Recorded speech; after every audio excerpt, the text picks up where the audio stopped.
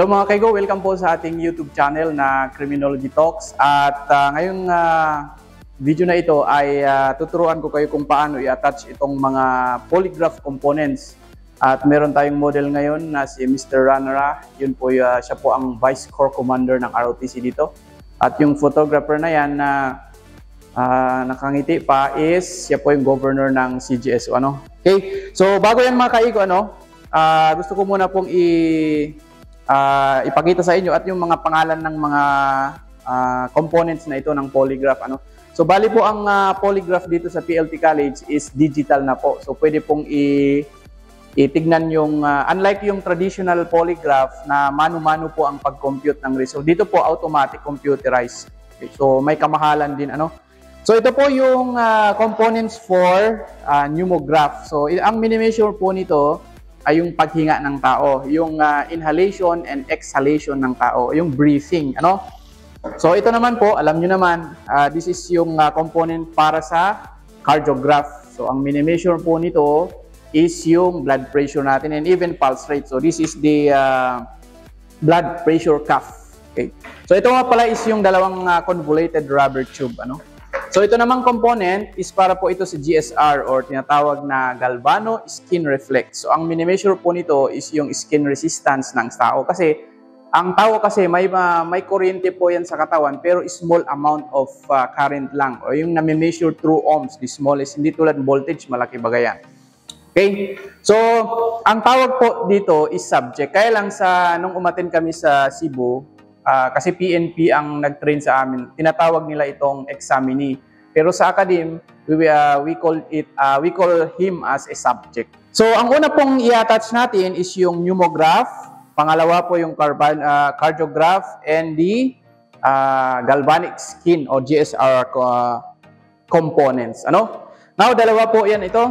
So ito po yung pneumo 1. Ang pneumo 1 ina-attach po sa chest part ng subject at ito ina-attach naman dun sa may abdominal. So ganito po ang pag-attach. Hingin nyo lang po sa subject na itaas ang kamay. So sir, pakitaas po ang kamay natin. Okay, adjust po ang konti. Yan. So i-ask nyo lang na itaas ang kamay. Then minsan po ang iba nasa harap, minsan nasa likod. Pero doon po tayo sa likod. May nakalagay naman po dito na ito na lower, ibig sabihin doon sa may abdominal. Sir, pakituro po yung pusot kung saan po. Yan, so ilagay nyo lang dito sa may So itali ninyo, then may lock po din yan. Pakita mo nga dito. So kung makikita ninyo, nalalock po yan, may lock po dito. Lapit mo kung makita. Dito, Yan. So ito po yung tinatawag na beaded chain. Yan, ilalock po ng ganyan. Okay? So, be sure lang na pwede naman kayong pumunta sa harap, then, igitna ninyo yan. Okay. So, dapat nakagitna ito, Hindi dapat ganito. Yan, Hindi dapat ganyan, ganyan. So, yan na ang pneumo 2. Then, afterwards, lagay natin ang pneumo 1. Ito po is nilalagay po sa chest area. Hindi po sa may breast kung babae, chest area. So, ang chest, taas po yan ang breast. So, same procedure. Yan. So, ilalak natin yan. Tandaan nyo mga kaigo, ina-explain lang natin kung paano i-attach. Kasi sa actual, meron kasing mga procedure. Kasi habang ina-attach natin, ina-explain natin sa subject kung ano ang mga function nito or mga role ng kada component. So, afterward, pwede nyo pong paibaba yung kamay, sir. Pababa po ang kamay. Okay? So, yan po ang pneumograph component. Kaya ang isusunod po natin na i-attach is yung cardiograph component. So ito po yung primary parts ng cardiograph component, the blood pressure cuff. So alam nyo naman ito, So kung makikita nyo dito, meron pong symbol. So yan po yung itatapat natin sa brachial artery. So may pulso dito. Okay? So simple lang yan.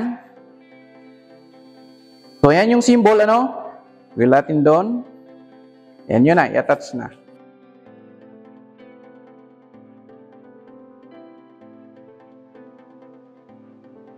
So ito po, it's either ilagay natin sa likod or pwede din naman dito sa may harap niya. Okay? Then, lagay na natin. Ito ang posisyon niyan. Ngayon, ang huling i-attach natin is yung tinatawag na GSR. Hulog pa. GSR or the Galvano Skin Reflex Components.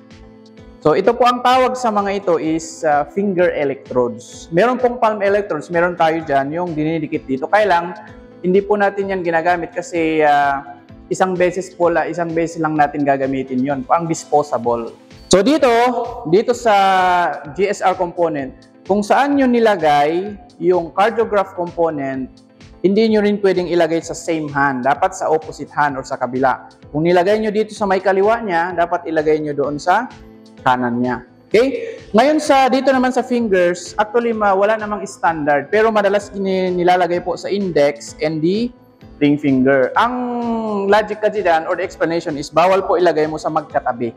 Kasi siyempre, magkakaroon kasi ng ng kuryente pag magkatabi, ano? So, ganyan, lapit mo nga. Lagay mo lang dito. So, itong finger electrode, ipatong nyo lang po dito, yan. Okay?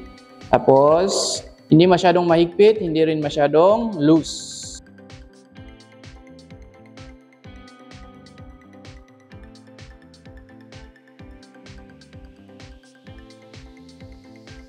Then, sa ring finger,